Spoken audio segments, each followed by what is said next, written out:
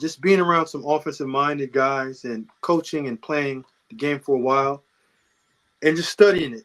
There's a few things that you can do to avoid slow starts, because slow start typically begins the way that you practice. Whenever you're having slow starts, you go into a mode of saying, okay, when we start practice, we have to start practice fast. We have to execute these 10 to 15 plays that you know that you're going to go into the game with. That's a part of your game plan. So you rep these plays in practice. So when you go to the game, these are what you call your starters. You go out and these, regardless of what it is, whatever drive that we get into, these are the 15 plays that we're gonna know and we're gonna execute. And that now goes into who you are as an offense. That's finding your identity. Watching the film, evaluating the film over the games, there was no identity. It's a hodgepodge of plays that are getting picked. Do we want to be a drop back team? Do we want to be a zone read team? Do we want to be primarily a quarterback run team?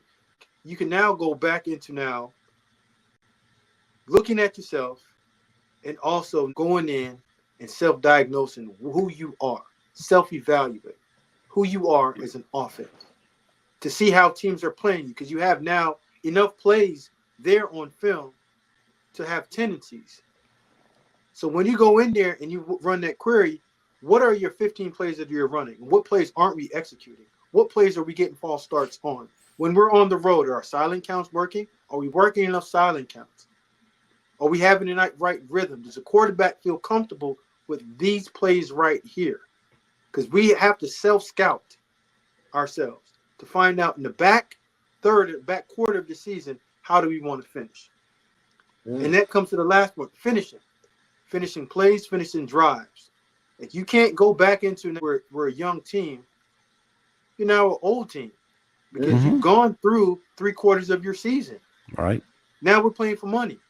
It's semi-pro ball. All the guys that are getting paid, all the coaches that are getting paid well, you go in, you self-scout, you figure out who you are, and then you come out with your best game plan against LSU, because everything is on the table. It's all laid out. There's no more tricking. There's no more avoiding. There's answer, execute, and get it done right in an efficient rate. Fine-tune those minute details, which are highly important at winning at this stage of the game. Because, again, this is when you clean up everything. This is no longer, hey, wait and see time. No, this is let's perfect what we got to perfect to get to our goal. Because, again, you got to clean up the penalties. You got to clean up the assignments. You got to clean all that up. Coming out of this bye week, you should be playing damn near flawless football.